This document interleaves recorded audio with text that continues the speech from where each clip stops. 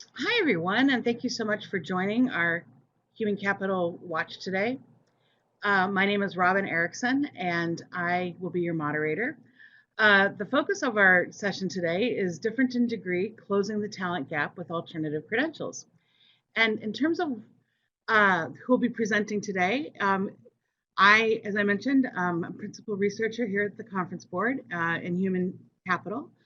My research focuses on the area on that spectrum between acquiring employees through a really strong employment brand and then continuing the usage of that employment brand to retain and engage those employees, and then what happens when employees leave. But I'm really honored to introduce Deb Cohen to you. She is my co-presenter today, but she's also the co-author of the report that we're going to be looking at. Deb is a management consultant. She's a trainer. She's an author. And I'm thrilled that we've had the chance to work together. Her expertise is in the area of HR, organizational behavior, and management. And so, Deb, welcome, and thanks so much for being here. Thank you. Pleasure to be here. Thank you. In terms of what we're going to cover today, we know you all are dying to know what is an alternative credential. So we'll be looking at what are credentials and alternative credentials. Then what are the benefits and barriers to alternative credentials, especially today? And then how are organizations using alternative credentials? A little bit of housekeeping before we get started. If you'd like to earn credits for attending today's webcast, you need to stay online for the whole time. We'll try not to put you to sleep. We're going to make this a conversation and make it conversational. You can also ask us questions in the chat on your screen. If we don't get to them during the session itself, we'll definitely get to them at the end.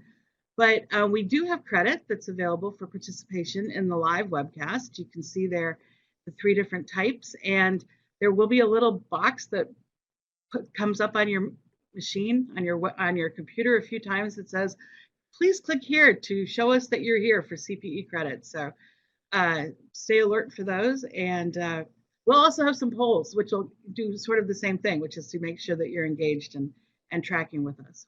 So with that, wanted just to start with, what are credentials and alternative credentials, and why does it matter? And interestingly enough, we found out in our research that not that many organizations are using alternative credentials, and so we'll explain more about what that's about. But until the recent COVID-19 global pandemic and the resulting economic freefall, we had one of the tightest labor markets in history. And if you've been following the Conference Board's research, you'll know that we had many, many presentations on the tight labor market and how do you find talent in the tight labor market. But one of the things that alternative credentials will do is that they'll help you increase the diversity of your workforce. And the diversity of a workforce has actually been proven to result in 19% more innovation and ultimately profit. So diversity, innovation, profit, obviously all those are good things. And so with that, I'm going to turn it over to Deb to tell us about the intersection of candidates and requirements. Great.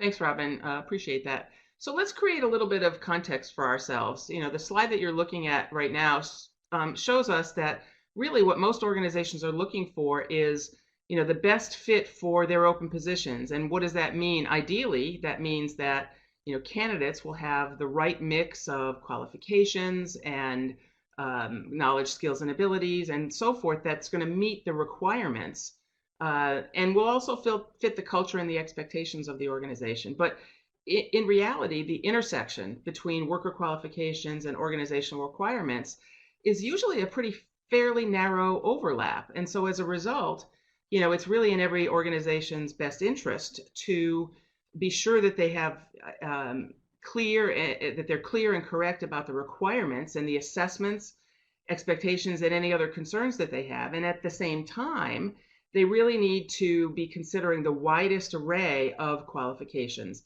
And that includes things like certificates and certifications, knowledge, skills, and abilities, experience, and of course, degrees wherever appropriate. But as we're going to talk about over the next hour, Degrees are really only one component and may or may not be the component that will satisfy all the organizational requirements. And as Robin pointed out earlier, it's really quite difficult when you have a tight labor market. So hopefully that sets the context a little bit for us.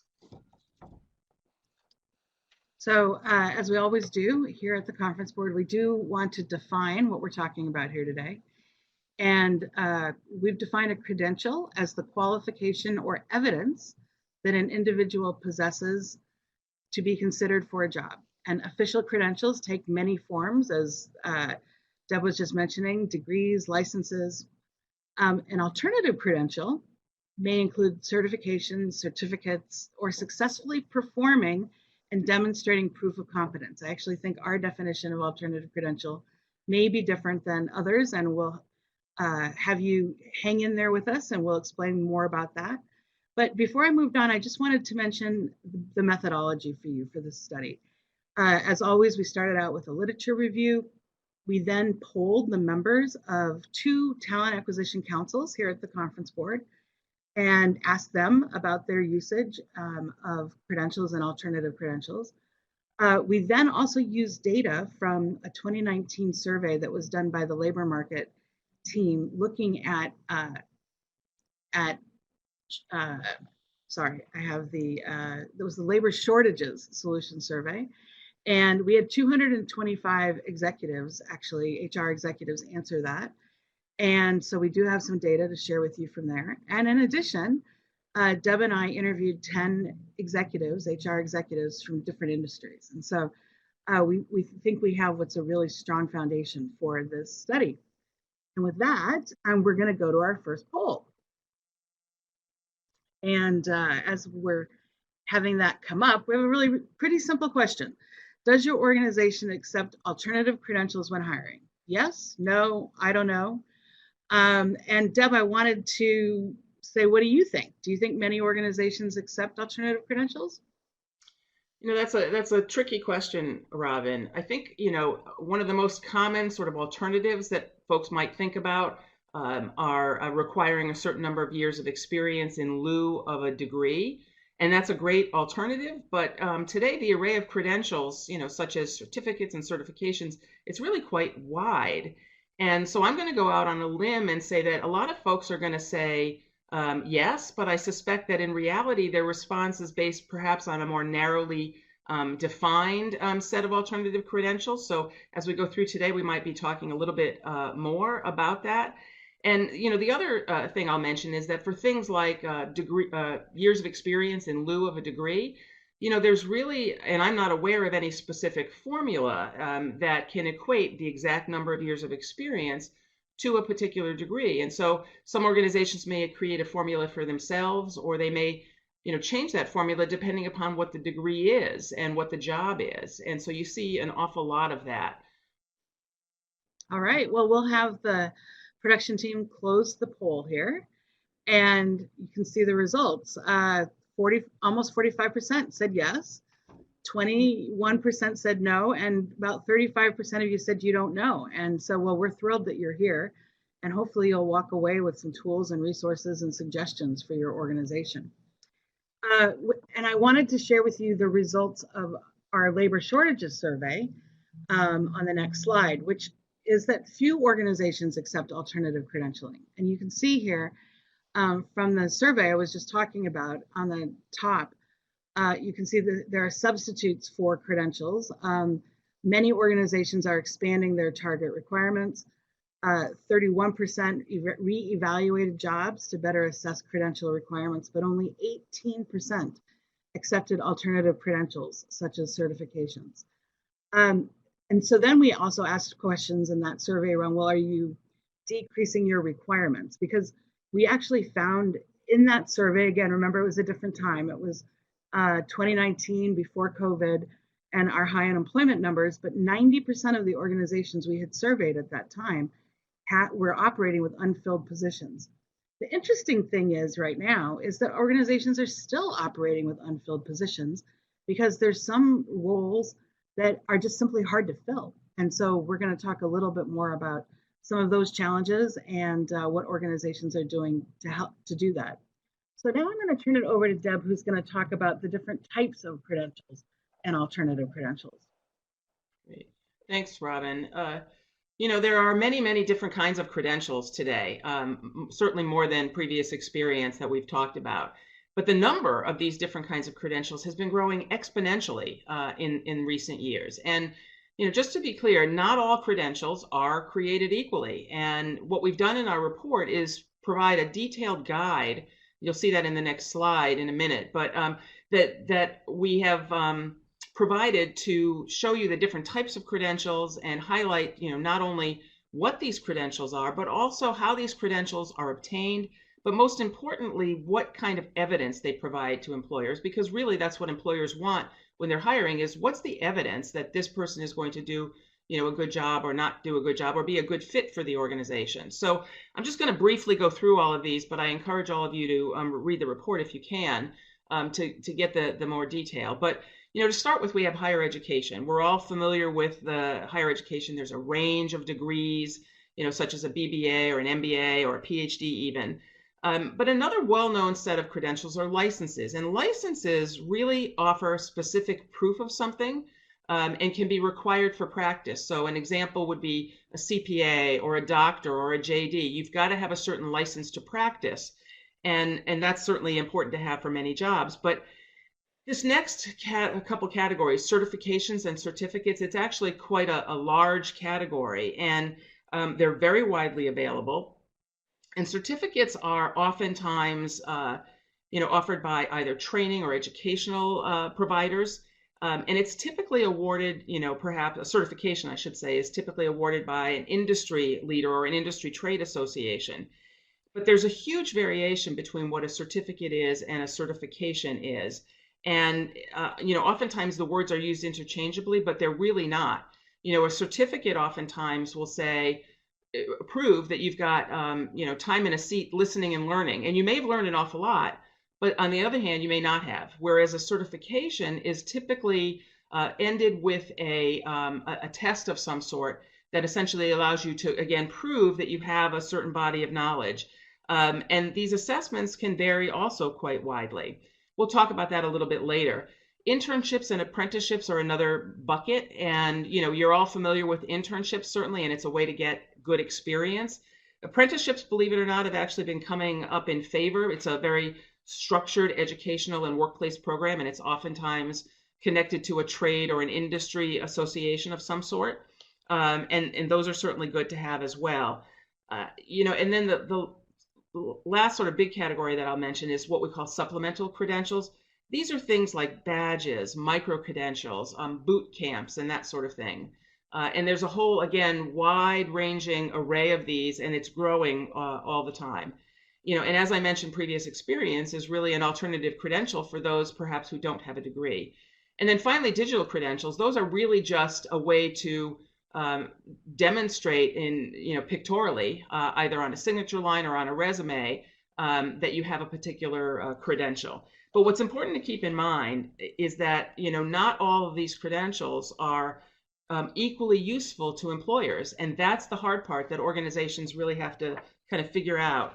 And I'll also say that these alternative credentials, including degree programs, really exist on a scale from highly rigorous, validated, and meaningful to, unfortunately, highly suspect and, not really as strong an indication of what a person knows or can do. So those are a couple of the things to mention. Thanks. Yeah, so I actually just wanted to mention we had a comment come in, Deb, that Ohio has the Tech Cred program that is employer driven. Uh-huh. And so be very, very interesting to even know what all the other states are doing, and hopefully they're doing things as well. So that's a great point, Kelly, thank you, because a lot of states actually, when you talk about credentials, there are a lot of groups of folks that are talking about it. And there are a lot of people at the state and the policy level, and they have great conversations about what's happening in different states. But here's the issue, is that every state is different. And so if you are a multi-state employer or an international employer as well, you've got to think about how does this credential over here equate to another one? And licenses are a perfect example of that, where you have to be licensed typically by a state in order to practice. So thank you for the comment. All right, moving on. So this is just quickly, this is the guide. This is a small piece of the guide. The guide is actually quite extensive. And it shows you certainly the categories, then the description, how these things are obtained. But the important part, the one I want to focus on a little bit, is the column all the way to the right, which is evidence to employers. And this evidence is, in the case of a license, it's something that might be a legal permission. But in higher education, as an example, in terms of degrees and so forth, they may or may not demonstrate the knowledge that you want someone to have. So you can get a degree and you can get a 4.0 in that university degree, or you can get a 1.8 in that degree and still come out with the same degree. But there are some that would say, well, I want to know what your GPA is in order to know how qualified you are. But I can tell you that I know folks who have graduated with a 1.8 who are incredibly smart and can apply what they know perhaps a little bit better than someone who has a 4.0. So, even with things like degrees, all of these different kinds of things, certifications, certificates, et cetera, you really have to look at how is that credential created and what's the composition of that credential. So we've got another poll question coming up. So now that we have this basic understanding of credentials and alternative credentials, let's take a look at the barriers and the benefits that they offer. So our next poll, what's the biggest challenge or barrier that you experience with using alternative credentials? Not accepted, accepted by the organization, but not accepted by hiring managers. Too many different credentials to determine the value. Much easier to require degrees. That certainly is a possibility. And of course, you don't know. So Robin, as folks are filling this out, let me ask you this question.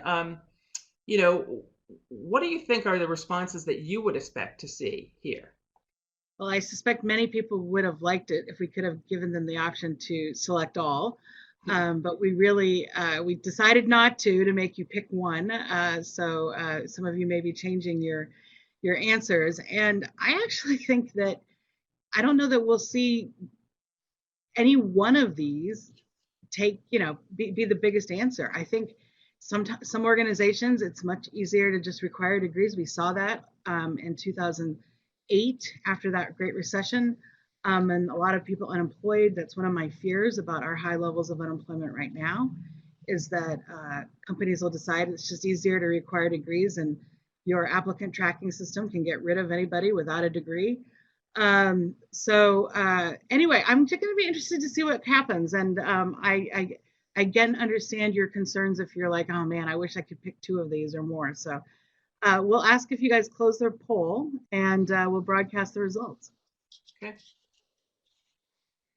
Yeah, interesting. So 20%, not accepted by the organizations. And I think the third one, which is the highest result, too many different credentials to determine the value. So one of the things we're going to do today is talk to you about how do you determine the value, so that you have a nice takeaway from the webcast to sort of figure out, what do I do in my organization? And I don't want to steal your thunder, but didn't you say that you've told me many times that there are over 700,000 different credentials, right? Oh, yes. Yes. We can repeat that number a few times because that's quite large. Oh, all right. Well, I'm going to go forward then and talk to you about the benefits, because there clearly are many barriers. And so we'll go to the next slide after the poll gets pulled down. All right. So, what are those benefits? Well, there's three that we wanted to go through with you here today. First of all, that we believe using alternative credentials widens the candidate pool. And I spoke earlier about the importance of diversity, but really can't underestimate how important it is that everybody doesn't look alike. So, we've seen many different pieces that are coming out about that, and just the importance of diversity and inclusion. In fact, at another firm that I worked at, they did a study on high impact talent management.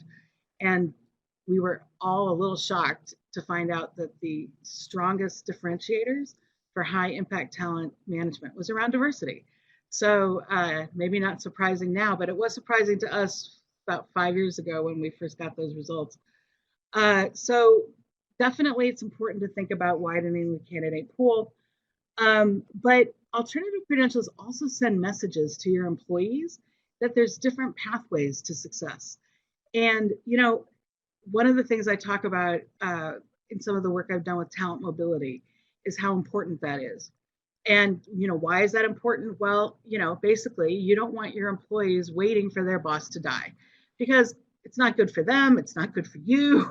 But more than that, if you've got talented and motivated employees, they're going to want to gain new skills. And we see that in a tight labor market where people are leaving their organizations in record numbers. And I think there's less turnover, voluntary turnover right now because we have high levels of unemployment and people aren't willing to take that risk. But it's important to let your employees know that if they want to get to a different role within the organization, if they want to do something else, learn new skills, that there are alternative credentials that they could use that would be validated.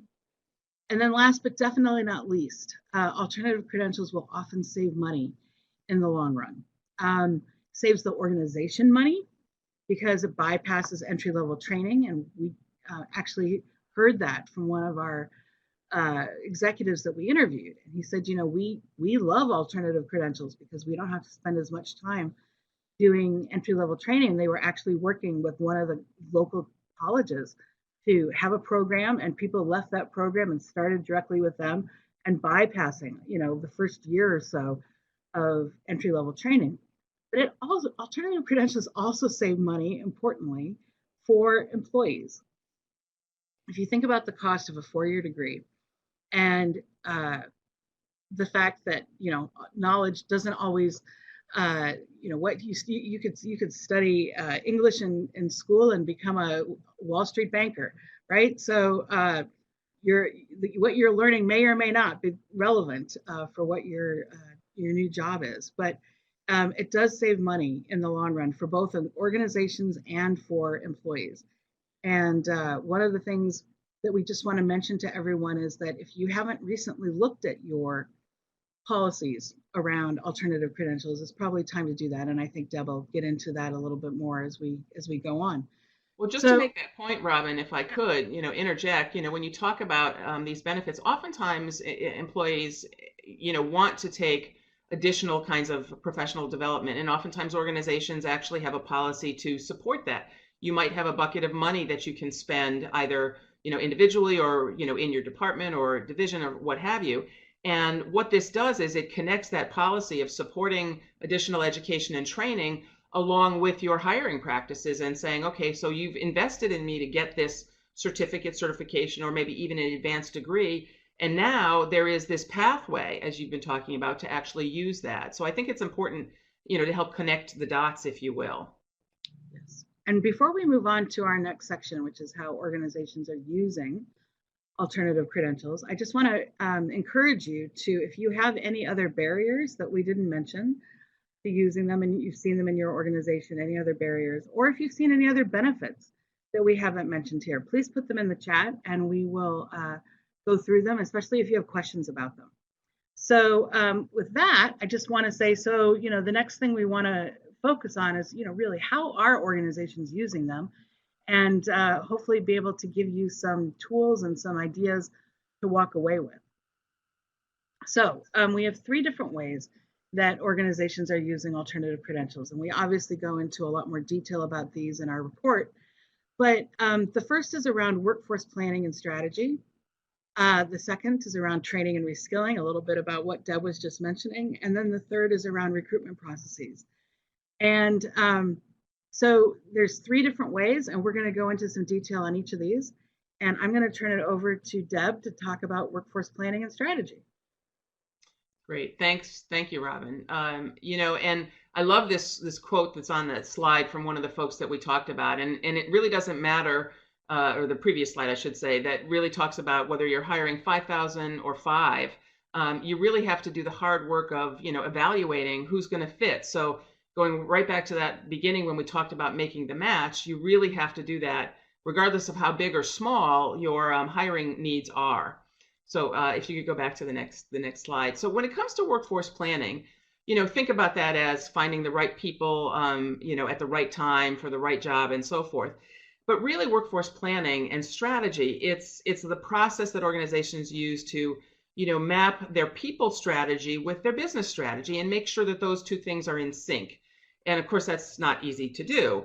We want to make sure that, you understand that one of the challenges, that organization, Robin mentioned this, that has led up to the pandemic is that, skills and competencies required both in the present and even in the future were really changing quite fast. And what the unknown is in terms of what's coming is, so what are these changes going to mean in the future in terms of our working at home and use of technology and so forth. But the point is that organizations oftentimes have trouble finding the skills that they need and matching that with the educational requirements and so forth. And this is a challenge that could continue. So it's important for us to certainly think about that. And Robin mentioned pathways, which is certainly important. But what we suggest for organizations is that they come up with an action plan about how to do this. And so what that includes is identifying a broader array of acceptable credentials for meeting the requirements that organizations have. And making sure that you don't have just narrowly defined pools, that in fact those pools are a little bit more expanded with the right skills, and that you can more easily create these pathways for your workers, both your candidates who are coming into the organization, but also for incumbents, people who are already working in the organization. And interestingly, several of the executives that we interviewed talked about the reliance primarily on degrees, and they said, this is really kind of risky business, and that they need to find ways to accept alternative credentials, especially when the organization is facing a labor shortage or facing a shortage of the skills that they need for the future. So that means, as in traditional sort of workforce planning, thinking ahead, thinking about what you need. But as a practical matter, I think it also means taking a careful look at job descriptions.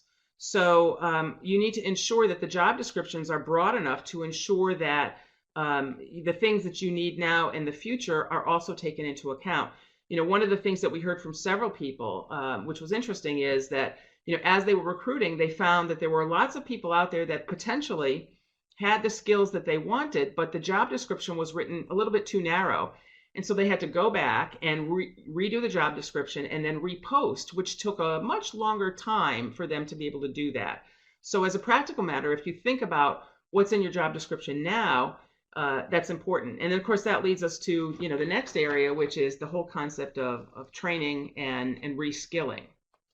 Before we move on though, Deb, we've got a few comments coming in, and Sure. I think you'll relate to these. One is, in healthcare laws and regulatory bodies require licenses and certifications for many of our positions, and for most it's by state, as you were mentioning earlier, and it's hard to meet the requirements. And so another attendee said, in our regional workforce organization, we've supported healthcare institutions by providing the education for those licenses and certification as a solution to growing the existing workforce. And I'll give you guys a great example of this.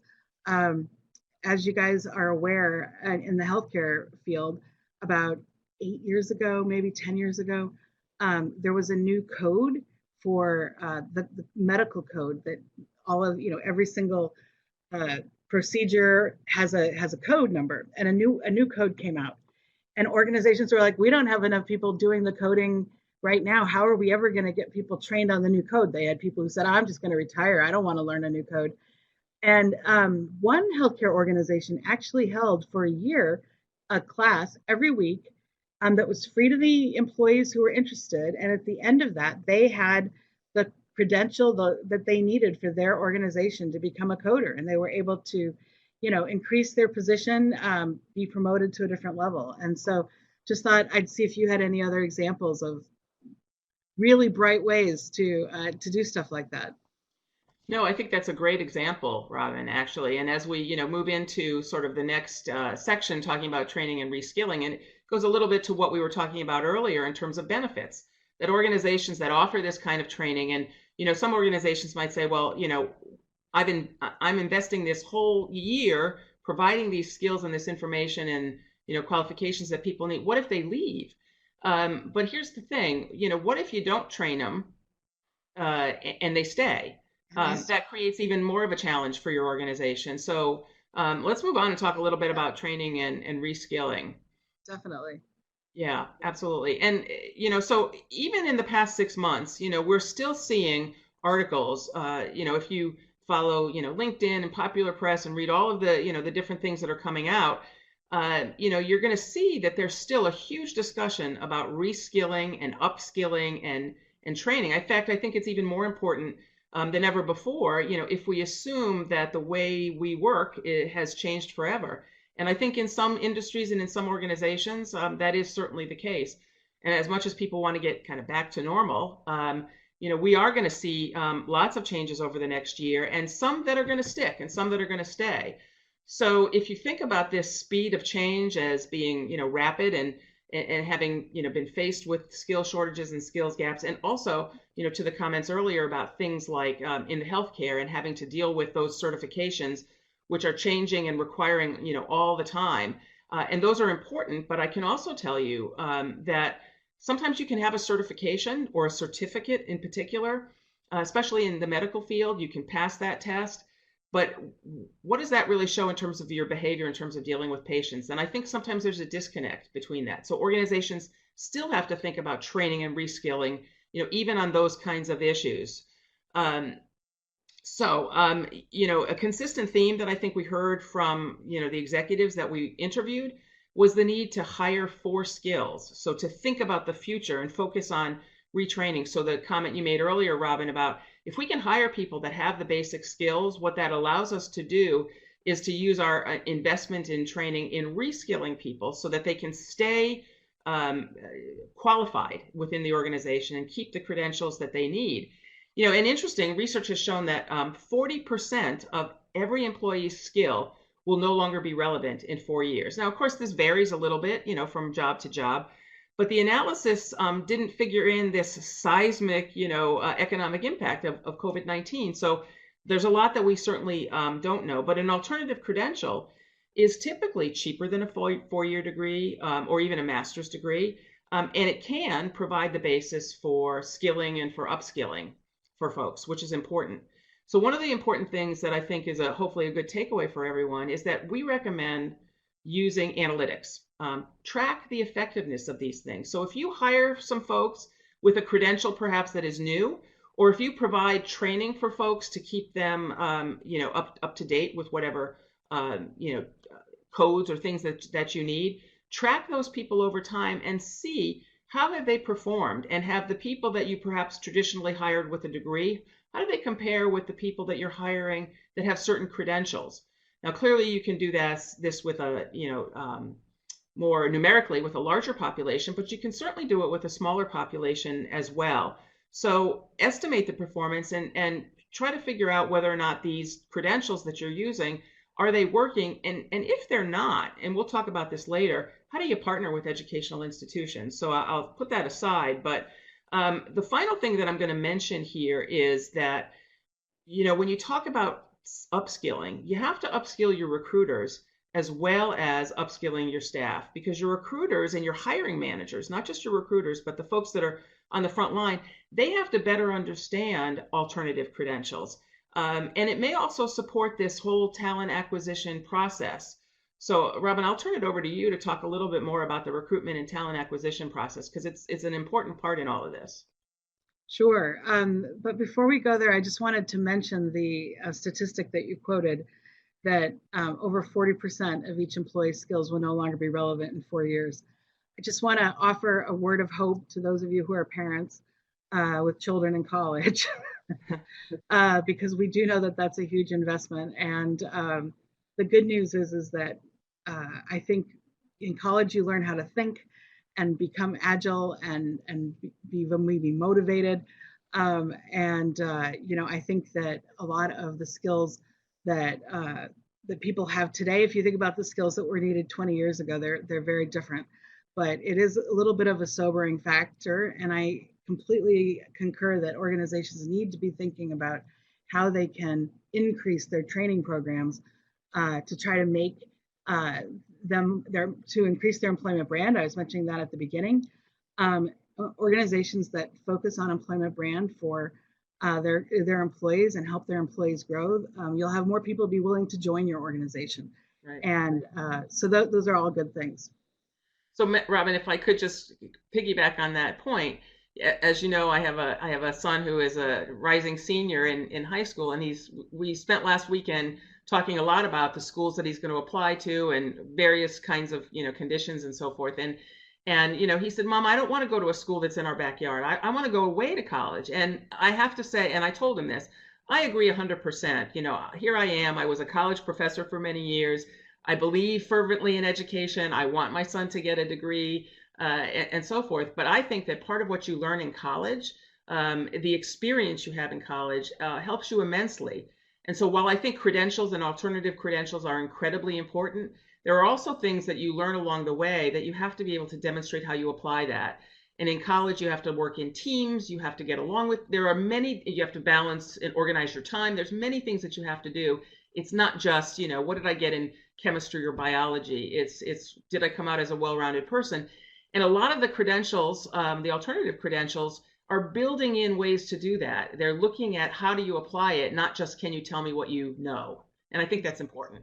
Exactly. No. And in the comments, someone said, they hope we would include critical thinking skills. And yes, I was remiss to not say that. I may have said learn how to think, but I definitely think that that's important. But sure. Anyway, I'm going to go on to the recruitment processes, because most organizations experience alternative credentials with their recruiting functions. And so a lot of people's eyes glaze over when they see the word competency, but really what you're looking for in your job description is, what do you need that employee to do? And so what do they need to be competent at? What skills do they have? And so some of the organizations that we interviewed, those HR executives actually said that they were redoing all of their job profiles and looking at the requirements and trying to figure out what the competencies were and making those as important, if not more important, than the actual credentials that are required. And you can see that in the quote there that says, we have knockout questions, but we also have strength questions that allow hiring managers to give extra weight and value to candidates who might not have the quote unquote perfect qualifications, but they have other experiences, as we were talking about. And that was actually one of the newest things for me in doing this research, was that I didn't know that experience was considered an alternative credential. And yet, when we were doing some interviews, we had two different HR leaders from two different companies say that they recently had changed the requirements for project managers in their organizations. They had required a degree or a PMP certification for project managers. And they realized that they had very, very talented people who were doing project management that didn't have the title, but they had years of experience doing it. And so definitely something to think about. So once you think about your language that's in your job descriptions, think about, your job profiles and overall, how can employees move? We've talked about that, the importance of being able to be mobile within an organization, especially right now, where many organizations have frozen their hiring or they're only hiring for critical roles. Much more important that employees are able to move within an organization, given stretch roles, and perhaps utilizing that previous experience rather than an actual credential. And so I just wanted to also mention that your recruitment processes, you also have to look at them, because many times when when organizations are advertising for a specific position, they won't get the candidates that they wanted. And so then they'll have to go through a very lengthy process to change that job posting. And so, think about perhaps, is your process too long? It shouldn't take a week to change a job posting if in fact you're not getting the candidates you're looking for. But things move slowly, especially in the bigger the organization, oftentimes the slower things move. So just there are many things to think about when you start to think about your recruiting. And something else that I wanted to mention is around the importance of hiring for potential. And this really comes back to the conversation we were just having, Deb, around the importance of learning how to think, critical thinking, problem solving, because right now organizations need to be thinking about hiring for potential. And what does that mean? It means that when they're interviewing, they're not just taking people who have the exact skills and experiences that they want. They're looking for someone who can grow within that organization.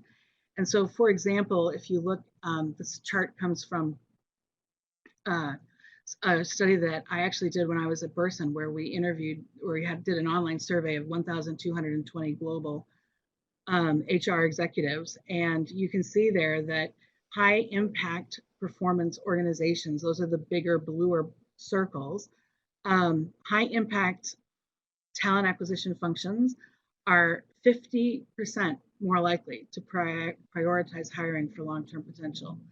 They're also 54% more likely to use values as a basis for hiring. And so thinking about, what are your organization's values? What sort of behaviors do you expect from your employees, and value-based hiring? And then they were 55% more likely to emphasize hiring for cultural fit. And the idea being that if you hire someone who's smart, they fit with your values, they're fit with your culture, then there's a really good chance that they'll be able to move up within your organization. So with that, we actually have our next polling question. So this one says, when you see an alternative credential that you're not familiar with on a resume or an application, what do you typically do? Well, you could look up the letters, the credential, to find out what it is. You could find out who offers the credential and research the offering. You could look at the curriculum behind the credential. You could assume that it's credible and just believe the new hire, or the candidate rather.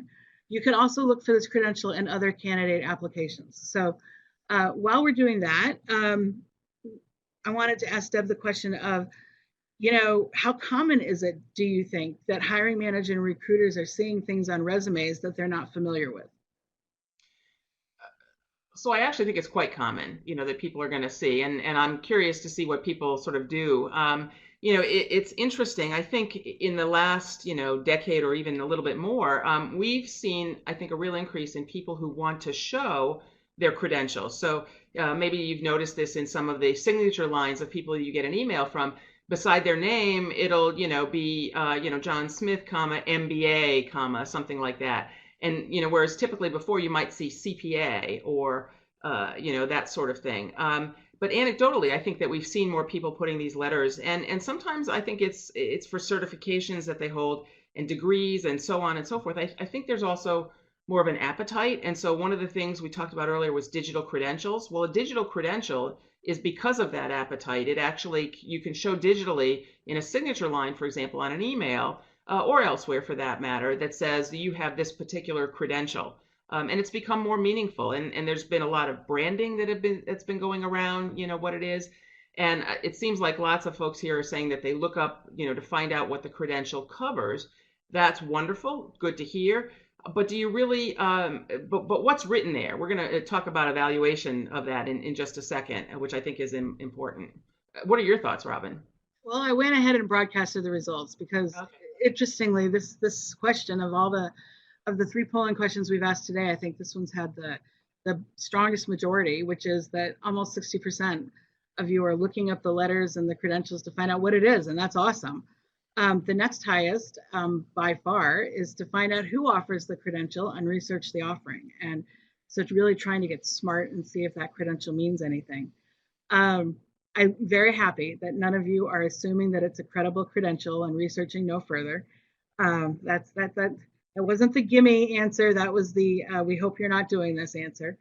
Tucked right there in the middle, and nobody was doing it. So that's really good. So with that, I want to turn it over to Deb to talk about, you mentioned this earlier, that how can people evaluate credentials? And so you're going to go through that. Okay. I think this is really one of the biggest issues that companies and also workers and employees or potential employees that they evaluate these credentials, because you're bombarded with, so much of this. And you mentioned the number before, over 730,000 confirmed credentials in the US alone. So, with so many credentials that are available today, how do you have to assess, first of all, because you can't just say that ABC credential is the one unless you know a little bit, more about it. So it's really essential that you go through an assessment process where and frankly, most organizations can't go and spend a lot of time to say, this is, do a validity assessment of all of these different credentials. But you really can, through questioning and through just a little bit of looking, find out, what is the rigor and the validity of those credentials. And, it's a way to bring transparency and understanding to control this landscape, if you will, of these credentials. So what we're suggesting here are 3 sets of questions. So there's the credential program itself. And what we've provided is a whole series of questions, but are things like, is the credential accredited by a third party? Now, there are some credentialing agencies that will accredit programs, particularly in the medical field. There's some that do that. What's the reputation of the organization that's offering the credential? And you can do this with college degrees as well as with, certifications and certificates. How many people hold the credential? Is it relatively new? Has it been around for a while? The next part, which I think is the really critical, is the quality assurance. So is there an advisory body or subject matter experts guiding the curriculum? And how often is the curriculum updated? And where are their learning objectives published, and how often are they changed? And here I think it's very important in terms of quality assurance. So for certificate programs, you might have a subject matter expert group, trying to lead that.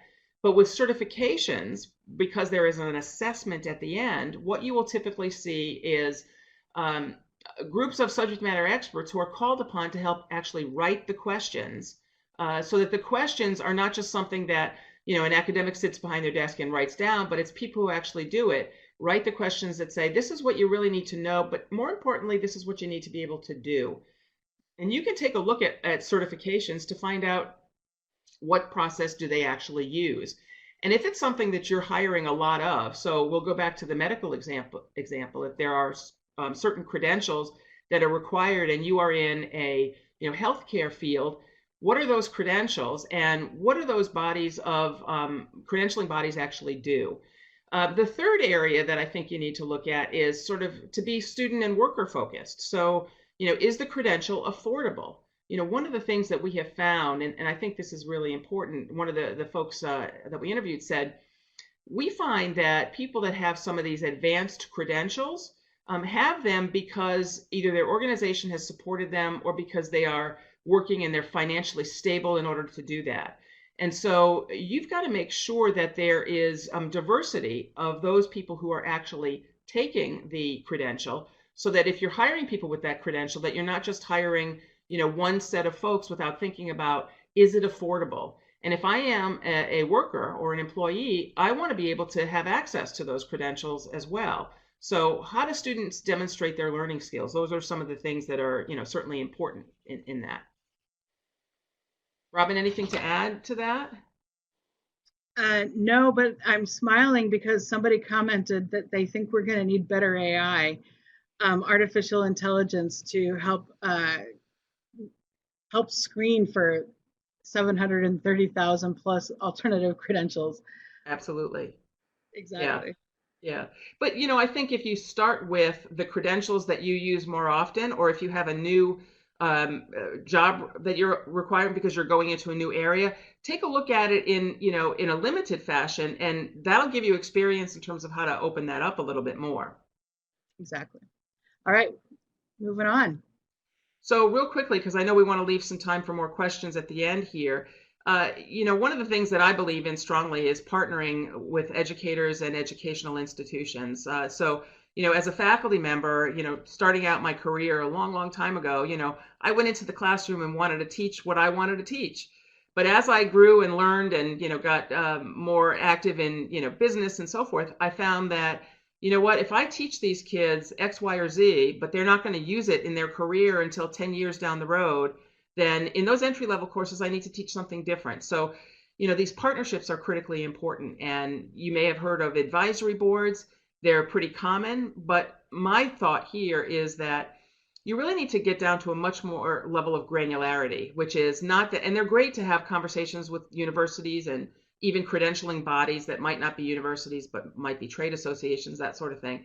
It's great to have those conversations, but are you really talking about what are the skills that people are going to need and what are the things that you need to do to provide that? So the partnerships have to be mutually beneficial.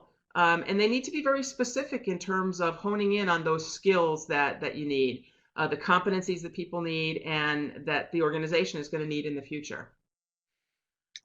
Thank you, Deb. And with that, I'm going to just simply go through our insights for what's ahead. And so these very much should be a summary of what you've heard us talking about.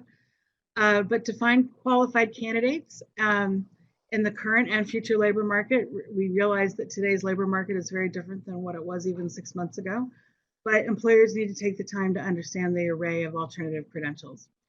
To hire and retain workers, they need to invest in reskilling and upskilling, as Deb had mentioned earlier, and think about expanding benefit policies to include earning-specific alternative credentials. And in terms of talent acquisition, because that's where most of the time organizations see alternative credentials, they need to invest the time to reassess their job descriptions. And I don't think I mentioned this, but they need to train their hiring managers and their recruiters to make sure that they can recognize an expanded view of acceptable credentials and think outside the box. We're all learning how to be agile as we respond to COVID-19 and I never thought I'd be thinking about, should I match a mask to what I'm wearing, or should I not, or how bad does it look to have a mask that doesn't match? But, I think training is going to be important to help both the recruiters and the hiring managers understand what's available. And Deb, you want to take us through the last couple here? Sure, absolutely. So that one of the comments in the box is about, how are we defining long-term potential? And, it's important that if we think about a continued skill shortage or even just a limited skill shortage in your particular industry, it's the idea of build versus buy in terms of a talent strategy. So hiring for potential might mean, yes, I hire for particular skills, but maybe you're also looking for individuals who understand that they need to have continuous education, continuous learning. So that's what we mean by, hiring for potential, which is to say, I'm not going to necessarily, an employee, this is the fit part that recognizes that the job you hire me for today, that's terrific, but I've also got to be flexible, continue to learn so that I continue to, contribute in a way that the organization needs. And then the final insight is that obviously we need employers to partner with educators, which I certainly just mentioned a moment ago. But I think that this is one that is underdeveloped compared to some of the other things that we've talked about as far as reskilling and upskilling. There's a lot of that talk about that. There's a lot of thought about that. But today, one of the things you see is a lot of groups coming together and saying, we need educators to partner with business and to also partner with policymakers, because there's a policy issue here as well, which is when you go back and talk about some of those differences by state as far as credentials that are required. So lots and lots of things to think about. All right. Thank you, Deb. And thank you for your questions that are coming in. Let us know if you have any others. But there was one that came in around recruiting processes. And the question was, how can companies design their recruiting platform to screen in those who have alternative credentials? And as you mentioned, if someone has a GPA of 1.8, probably the software will automatically screen them out, which is a potential miss. I am not 100% sure that there is an AI that will do this yet. And anybody's looking for a side hustle, perhaps this is something you want to try to create in your spare time. But I think this is why it's really important to have people involved. We actually wrote a report on artificial intelligence for talent acquisition and talked about the fact that, do we really want machines hiring employees? Like, people need to be involved. And if your organization, if you're responsible for diversity in your organization, or you're looking around and you don't see the diversity that you're looking for, perhaps your hiring requirements are too rigid. And so I think that it's important to have looking at analytics, as you mentioned, Deb, but also the keeping people involved, right, in this whole process. I don't think we can take people out. Do you have any other thoughts, since we don't have the technology available yet, Deb? Yeah, that's a tough question, but it actually dovetails a little bit into some of the other questions that I'm seeing here, which is, are there studies that correlate, and how do organizations, when you don't have funding, deal with all of this? And so, one of the possibilities is to, as all of these things are coming up, is to actually again partner with organizations. So one of the things that academicians oftentimes want is access to data. It's very hard to do that. And so there are organizational studies, and they're often very, very granular. And if you have a particular area that you see as something important for your future, try partnering with an academic. And you can do this without funding, because the academic is the one that's really doing, you're providing the data, and you can do all sorts of, NDAs and whatever else you need to do. But you are connecting with and providing help for the industry, because the researcher isn't going to use your name, but it's also providing help for you in doing that. And it's not something that takes a lot of funding to do. And I think that, there are ways that you can find low cost and more creative to kind of do in your organizations. Not necessarily going to be what you want if funding isn't there, but at least to get you started and to keep you thinking, what are the things that you can do to keep that momentum up? Right. Well, and in the comments, somebody even mentioned the idea of low cost online learning.